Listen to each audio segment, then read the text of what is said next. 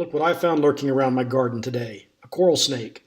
These snakes are not particularly aggressive, but they are known to bite if cornered, and their bite is very venomous. So I don't really want these things hanging around my property. And as you can see from the video, my dog Buddy got pretty close to this one. So unfortunately, I had to dispatch it. As you saw earlier, I found a coral snake in the garden and I had to dispatch it. I didn't put that on the video, but I had to dispatch it because coral snakes are super venomous, even though they're not aggressive. They're like the second most venomous snake in the United States, I think, and or in North America. And so when I find them out here, I don't keep them around because I don't want them producing more little coral snakes. And I'm afraid that my dogs, when they're rooting around in the bushes or whatever, if they come across one, they might get bitten accidentally. And it's, it's not a pleasant thing. So I got rid of that coral snake, but as I was finishing up my daily chores and checking on the nesting boxes the second time today, I noticed that there is another snake in there, and I was going to show you that one. That one's a little more, a little less aggressive, a little less venomous. I don't think it's venomous at all, but it's really a bad thing to have when you have chicken nesting boxes, because it will decimate your egg production. It'll really, just go after all the eggs. And it's called a chicken snake. So I'm going to take a little walk over to the nesting box area and see if he's still there and show you what he looks like. And I'm taking with me my trusted yellow tool that I can use to snap onto the snake. I don't like to ever try and grab a snake with my hands, even with the glove, because even if they're not venomous, they do like to bite, so I don't want to get bitten unnecessarily. And I'm also taking a bucket, and I'm going to take the bucket because with this particular snake, I don't actually want to dispatch it.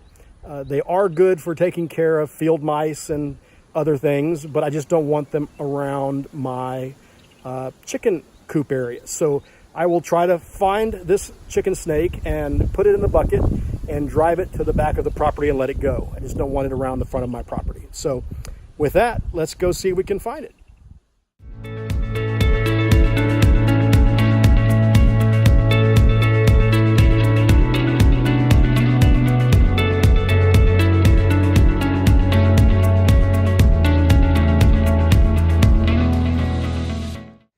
When I was here earlier, the snake went up underneath this purling. This is called purling, and it kind of wrapped itself underneath there. So I'm going to see if I can kind of drag my tool, see if I can find out. There it is.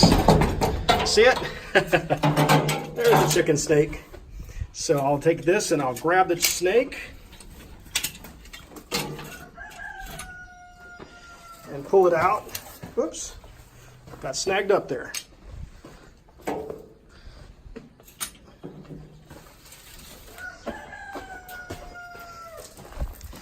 So this is a chicken snake, and you can see that they look kind of like a rattlesnake a little bit. They are not venomous. Some people will grab them by the tail and show off like that, but again, I'm not looking to get bitten just to get bitten, not even for more views. So anyway, like I said, they will end up finding their way to your chicken box, to your nesting boxes. Open up the box, you'll come in here and there'll be one right in there waiting for you. So, they're pretty strong, they can climb, and the chickens don't seem to bother with them. They don't seem to mind them at all. But like I said, I just don't like to have them.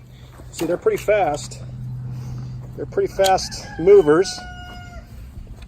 But I don't like to have them near the front of my property where they can get access to my nesting boxes. So this guy here is going to end up being transplanted to the back of my property. And I'll put him in the bucket once I grab him. And they're fast movers. And I'll put him in my bucket and take him to the back and leave him back there. All right, so I've got the snake in the bucket. There's the bucket. I'll show you real quickly. There he is in there, nice and calm. I'm gonna take him to the back and drop him off, and that'll be it for him. Here you see my two dogs, Buddy and Flocka, running ahead of me and the Ranger.